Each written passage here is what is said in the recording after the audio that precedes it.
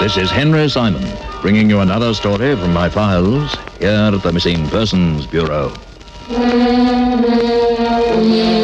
In these stories of the Missing Persons Bureau, dramatized for Henry Simon by Ross Napier, names and addresses have, for obvious reasons, been changed.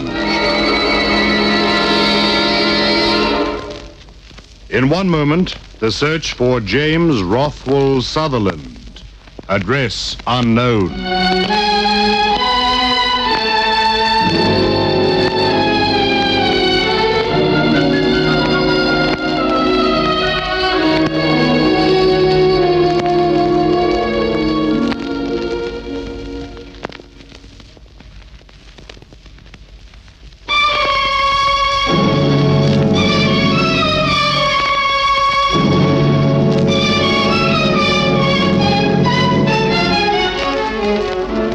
And here again is Henry Simon. The staccato clatter of machine gun fire broke the stillness of the dawn. Everywhere, khaki-clad men dived for cover, flattening themselves upon the desert sand as a deadly hail of lead combed the area. A second machine gun opened fire, but they were sitting ducks, 30 British soldiers behind the enemy lines. Caught unawares, they had very little or no chance indeed to fight back. Of their 3 trucks, the first in line exploded with a roar. Then the second, and 17 men lay dead where they had fallen. Then it happened. From under cover of the remaining truck, a man emerged, the top half of his body bare, his left leg spurting blood from 2 separate wounds. Stumbling, staggering, he ran blindly in the direction of the first machine gun, miraculously surviving its lethal blast. 30 yards away, he pulled the firing pin out of a grenade, flinging it hard and high.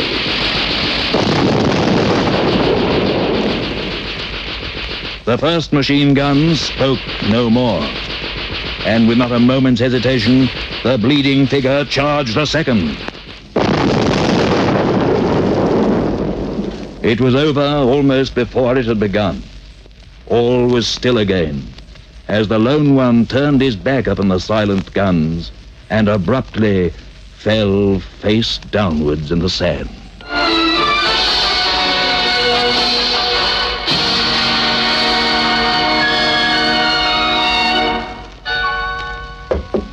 Yes? You sent for me, Major? Yes. Come in, Lieutenant. Sit down. Thank you, sir. Well, how is he? He'll pull through. Fine. And the leg? It's been removed. There was no hope of saving it. Completely shot to pieces. How he kept on as long as he did, I'll never know. A very brave young man. I've never seen a braver one, sir. Without any doubt, he saved the lives of 12 men, mine included. At the same time, putting 2 machine guns out of action? If I hadn't seen it with my own eyes, I'd never have believed it possible. He ran straight at them, sir, directly into their fire. It's a miracle he's alive to tell the story. A miracle and nothing less. He'll be cited, of course. To my way of thinking, there's no medal big enough. There is one, perhaps. I'm recommending him for the Victoria Cross.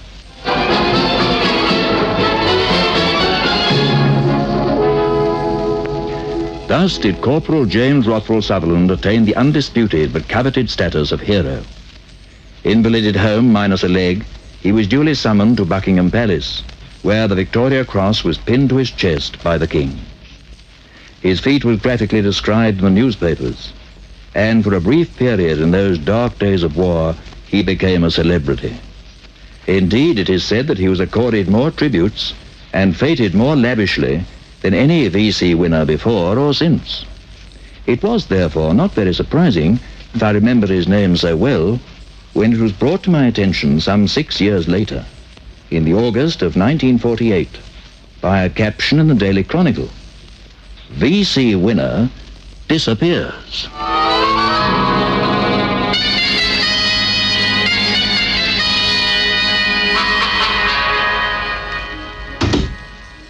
Morning, Chief. Oh, good morning, Sully. You're in bright and early. Yeah, I figured it was time I tried catching the worm. What's new? I was just reading about this fellow Sutherland. Who? James Rothwell Sutherland, VC. One of our war heroes. Oh, yeah? Well, what about him? Seems he's disappeared. There's an article about him here. Hey, wasn't he the one who lost the leg? In North Africa, yes. He stormed a couple of machine gun posts. Single-handed. Yeah. I seem to remember hearing people speak about him. Mm-hmm. Where'd he disappear from? His home, apparently. He was living with his parents up in Coventry. Not married. Well, there's no mention here of a wife. How long's he been gone? I dare study. You remind me of myself interviewing a client. Here. Oh, so. Yeah, 7 months, huh? Father's appealing for anyone who's seen or heard of him to come forward. Looks like a job for us. Maybe we ought to offer our services. We've got more than enough jobs in our hands as it is. Not canvassing for more. It reminds me, you promised to let me have that Matheson report this morning. Oh, yes, so I did. I've got it drafted. I'll get Pauline to type it out. After putting the newspaper aside, I duly forgot all about James Rothwell Sutherland and his reported disappearance, until a week later, when I was given very good cause to recall it. Yes? Mr. Simon? Yes?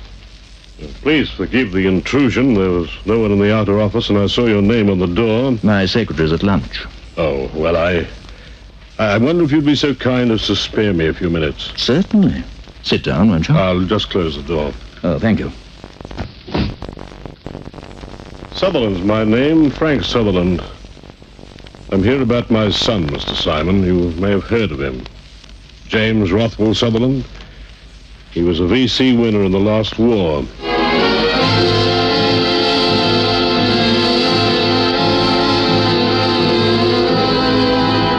Tall and grey-haired, with straight, broad shoulders, Frank Sutherland then went on to verify the newspaper account of his son's disappearance, a grave frown clouding his well-shaped features.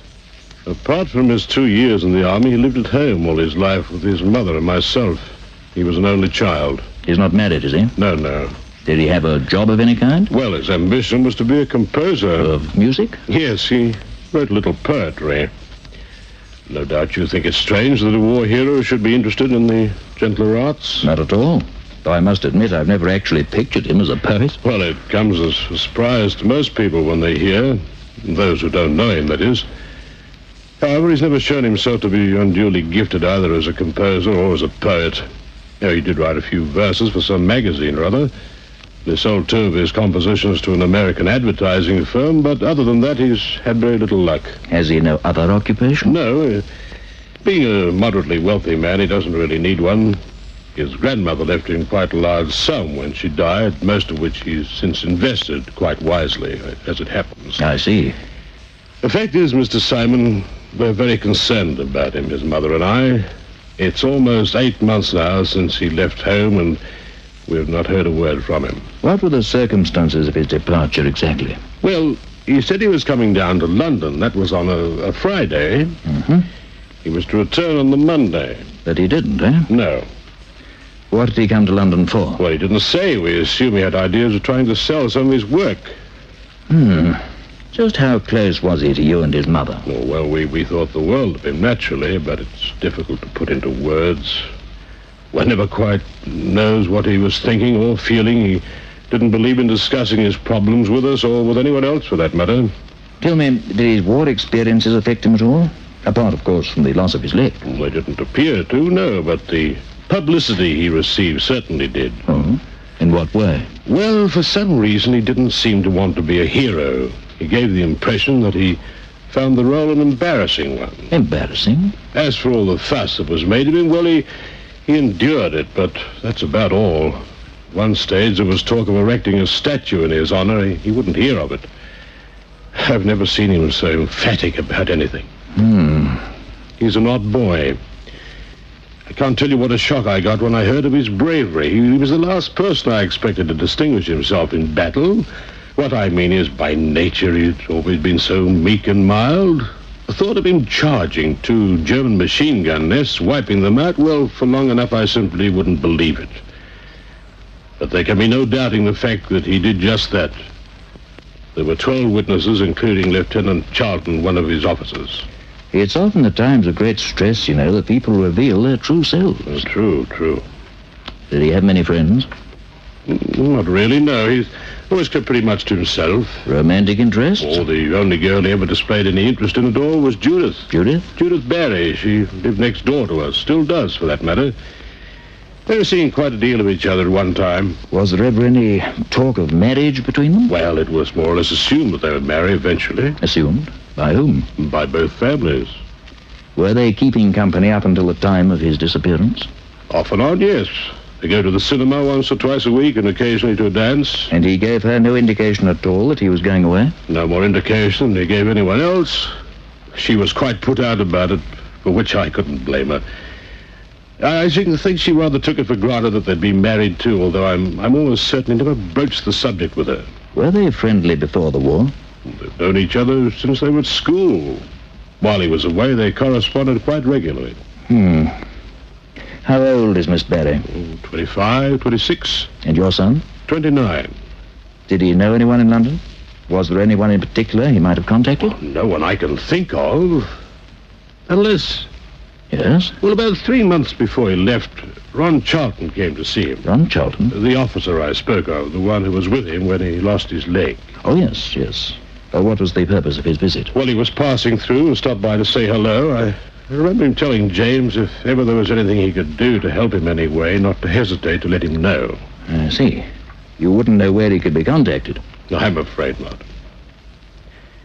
Curiously, till now, I never really gave him much thought. Oh, I dare say I can find out from military headquarters. A lieutenant, did you say he was? Yes, I believe he was later promoted to captain. Captain Ron Charlton. Fine. Well, no sense in delaying it. I'll phone them right away.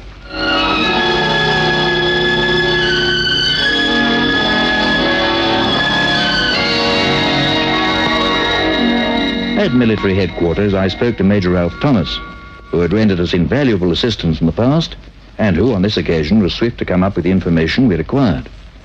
Namely, that the former Captain Charlton was residing at an address in Braithwaite Road, Claxton. Accordingly, I instructed Studdy, who later, that same afternoon, was redirected by Charlton's wife to an office in the city, where he was employed as an accountant. That's right, Mr. Studdy. We were cut off behind the Jerry lines, 30 of us. I was in command, and as it was, we lost 17 men. But if it hadn't been for Sutherland, we'd have all been wiped out. Uh-huh. Apart from that one incident, what kind of a soldier was he, generally speaking? Oh, that's the astonishing part of it. Yeah? Up to that time, I'd always regarded him as the world's worst.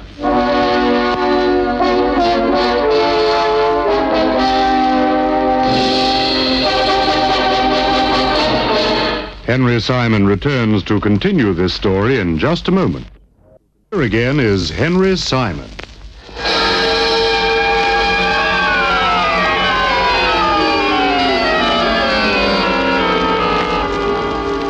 Despite the fact that our investigation was barely underway, we'd unearthed some surprising information regarding James Rothwell Sutherland, V.C. In his father's words, he was anything but the heroic type, and as described by his former superior, a very poor soldier. I don't quite get it, sir. Could you maybe elaborate a little? There are 3 types of soldier, Mr. Studdy. The born soldier, who makes a business of fighting and loves it. The motivated soldier, who fights for something he believes in and makes the best of it. And the unmotivated soldier, who dons a uniform and takes up a gun because circumstances force him to. Sutherland belonged to that group. He was a soldier without incentive. A soldier who was never sure what he was fighting for and who really didn't care. But he must have cared some to do what he did. At that crucial moment, something obviously happened to make him care. What that something was, I wouldn't know. And I very much doubt if he does himself. I only know that it saved 12 lives, mine among them. I understand you paid him a visit at his parents' home some time ago. I was passing through Coventry on my way to Birmingham. I dropped in to pay my respects. According to his father, you told him if there was ever anything you could do for him, you'd be only too happy to oblige. That's right. He didn't take advantage of the offer? He hasn't to date, no. As I said, I haven't heard from him.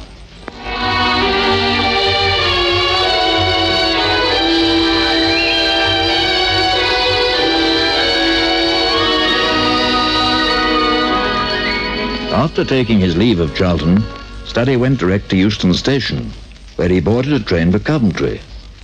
On his arrival, at a few minutes past 6 that evening, he proceeded to number 57 Argyle Street, the home of Judith Barry, which adjoined that of our client. A neat brick bungalow painted white, with a cement path leading from the gate to the front door. In answer to his ring, the door was opened by a plumpish, middle-aged woman, who ushered him into a tastefully furnished living room, where he was joined a few moments later by the young lady in question, a slim, attractive brunette. Mother tells me you're here about Jim. Yes, that's right. There are just a few points I'd like to check with you. Well, I'm afraid there's very little I can tell you about him. He didn't bother taking me into his confidence. Not that there was any reason why he should have, but... Well, we were quite friendly for some time. Before leaving, he gave you no indication at all that he wasn't planning to return? None. He didn't say why he was going to London? No. Did you see him before he went? I went to the train with him. Uh-huh. Well, how'd he seem then? Much the same as always. Quiet, thoughtful. He never had much to say for himself. Did you have any form of understanding with him? Understanding? Regarding the future? If you mean, were we planning to be married? No, we weren't. In other words, you enjoyed a purely platonic relationship? It might have been described as that, yes. Why? I beg your pardon. Well, believe me, Miss Barry, I'm not being personal just for the sake of it. I'm trying to get a picture of what the guy was like, what made him tick, you know? Well, I don't care for your chances. I tried hard enough myself, but it didn't get me very far. I knew him for years, and yet in so many ways he was a complete stranger to me. Quite impossible to understand. He wrote to you regularly while he was in the army? Every few weeks. Well, to have done that, surely he must have thought of you a good deal. Oh, he thought of me all right. But that's as far as it went. You're quite sure he did go to London? I told you I saw him on the train. But that's not to say he didn't get off somewhere en route. Well, no, but why should he? Why should he disappear, yeah. Well, he could have had some plan in mind, just said he was going to London to throw everybody off the track. Oh, but that's ridiculous. No more so than his not coming back. Well, there's one sure way of finding out. Yeah? Mrs. McGraw was in the same carriage. I saw her getting in. Mrs. McGraw? The local chemist's wife. Oh, was she a friend of his? Not that I know of. For that matter, I'm barely acquainted with her myself. But she must have known him by sight. If he'd left the train before he'd got to London, she'd have seen him. That is, assuming she went as far as London. You didn't check with her? Well, it didn't occur to me. Till now, I never really thought about her. Where can I reach her? She and her husband live above the shop. It's just a couple of blocks along the street, next to the grocer's. The name's on the window, McGraw's Pharmacy. You can't miss it.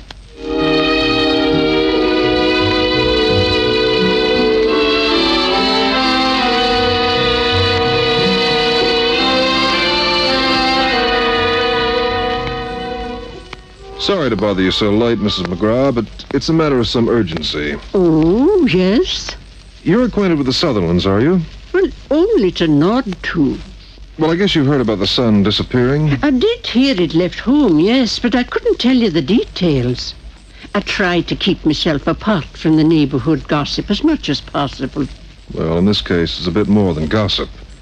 But letting that pass for the moment, I understand you took a trip early this year. Trip? Yes, to London. That is, you caught the London train. Oh, yes, I went down to spend a few days with my sister. In London? Yes, South Wimbledon. Well, Jim Sutherland was on the same train, so I believe. Same carriage, in fact? That's right. He was sitting in front of me. You didn't speak to him at all? No. Did he go all the way, do you recall, or did he get out before you? I've an idea he did. Yes, at Bantry.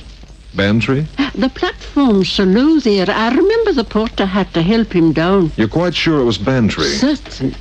It was the last stop before Sudbury. Uh-huh. You didn't mention this to anybody? I didn't see any cause to. There was nothing unusual in it. Maybe not. Except that he hasn't been seen or heard of since.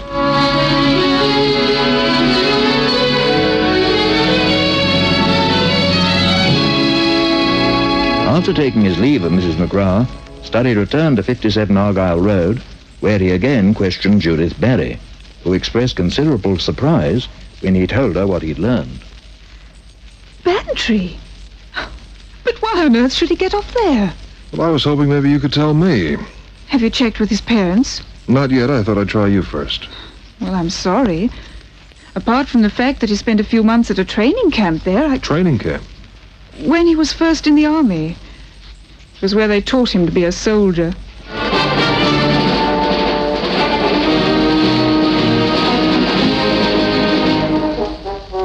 Study was further enlightened by our client, Frank Sutherland, who informed him that whilst training at Bantry, his son had befriended a certain Kathleen Abbott, in whose company he had spent many of his leisure hours. Mrs. Abbott, it transpired, had been a voluntary worker at the barracks canteen, and together with her husband, had kept open house for quite a number of the Bantry trainees, Jim Sutherland included. He had mentioned her several times in his letters home, but to his parents' knowledge, after leaving Bantry, had had no further contact with her. Accordingly, Study set out to locate Kathleen Abbott, whom he had very little trouble in tracing to her home in Jersey Street, Bantry, not very far from the site of the old barracks, which had since been pulled down and replaced by a motor factory. An elderly white-haired woman, she greeted the agent cordially, pressing him to join her in a cup of tea. I do hope it's strong enough for you, Mr. Study. Oh, it's just fine, thanks, ma'am. But, reverting to the matter in question, has Sutherland been in touch with you at all during the past 8 months? You say his parents are anxious about him? Very. You should have written to them. He promised me he would. Then he has been here. Jimmy and I are old friends, Mr. Study. When he was stationed at Bantry during the early part of the war, we had many long chats. He was unhappy in the army, and I did what I could to cheer him up, to help him adjust himself, you might say. Then he was moved to another camp. For a while he wrote to me, but as time went on, we gradually lost touch. I didn't see or hear from him again till one morning last January. There was a ring at the door. I opened it, and there he was. Go on. The rest of the story is for him to tell. Oh, fair enough, but where is he? Right behind you, Mr. Study. What? Allow me to introduce myself. James Rothwell Sutherland, B.C.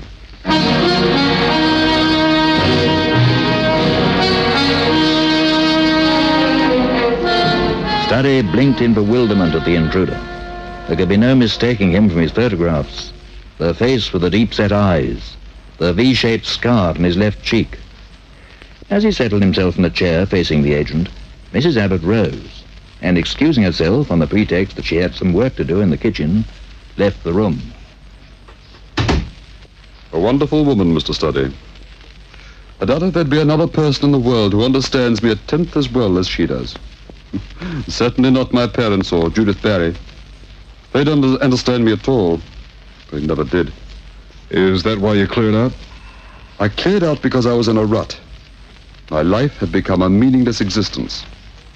Not that it was the fault of theirs. They did everything in their power to snap me out of it, to pull me together.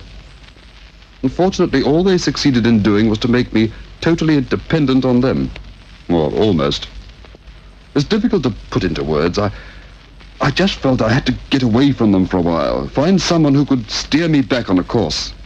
So you settled for Mrs. Abbott, huh? I had no intention of coming here to stay. Originally, I merely wanted to ask her advice, talk things over with her. And then, when the time came for me to leave, she suggested I stay on for a few days. That was over 7 months ago, and I'm still here.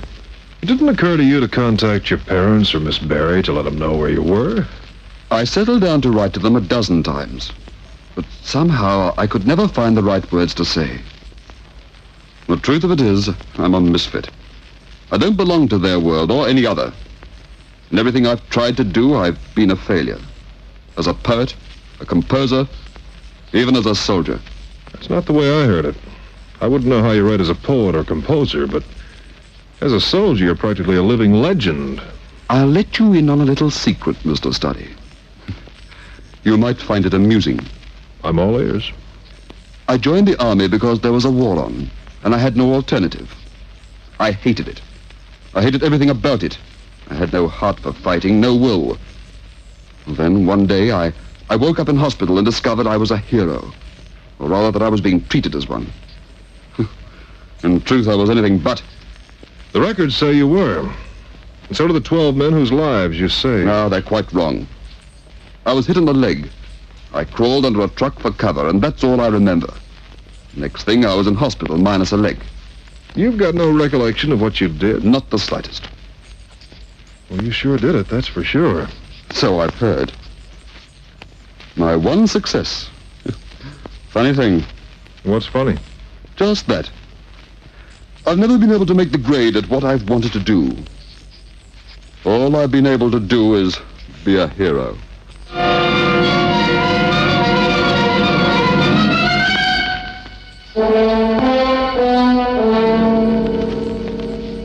Henry Simon returns to conclude this story in just a moment. Here again is Henry Simon. I very much doubt if Kathleen Abbott or anyone else really understood James Rothwell Sutherland. He was a born enigma, unfathomable even to himself.